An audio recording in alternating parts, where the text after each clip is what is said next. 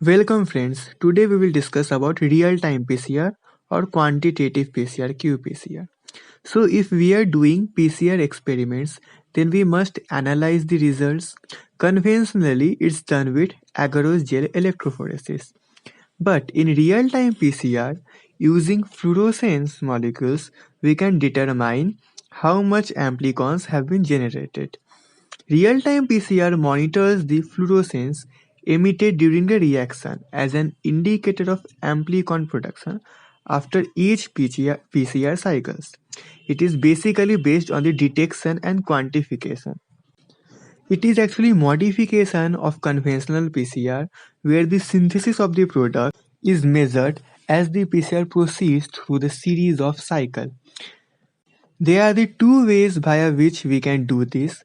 One is TaqMan based probe and the another one is CyberGreen assay. As we can see in the diagram, there is one reporter dye and another one is quencher dye. Reporter dye is present at the 5' end and quencher dye is present at the 3' end.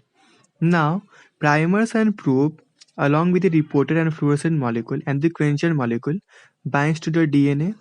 Now during the annealing step, probe binds to the DNA, and in extension step, when the DNA polymerase enzyme expands to the DNA strand, it also removes the probe, as we can see in the diagram, by with the help of 5' to 3' exonuclease activity, the TaqMan probe is destroyed in the extension step.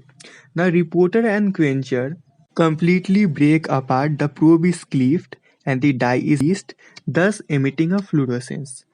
A fluorescence occurs, reporter and quencher breaks apart and a glow occurs. Thus we can understand. The quencher has moved away from the dye and thus fluorescent signal is generated as the reporter molecule is emitting fluorescence. Now after each cycle, fluorescence will be emitted more and more. Another method is CyberGreen assay, where we are using just a dye. CyberGreen can bind to double-stranded DNA. It enormously increases upon binding to double-stranded DNA. And during the extension phase, more and more CyberGreen will be bind to the PCR product. It is after each PCR cycle, more fluorescence signal will be detected. Longer applications will obviously create stronger signals. At the beginning, the reaction mixture contains denatured DNA, primers, dye, unbound dye, everything. After annealing of the primers, a few dye molecules will be bind to double-stranded DNA, and now DNA binding will result in the increase of CyberGreen molecules.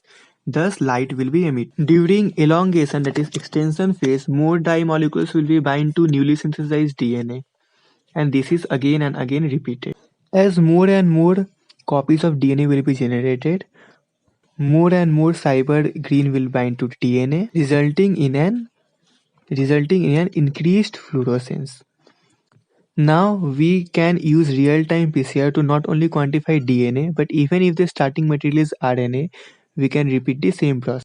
First, we will convert the RNA molecule into complementary DNA, and then again PCR primer and Taq polymers will be added, and then again real-time PCR will be carried out.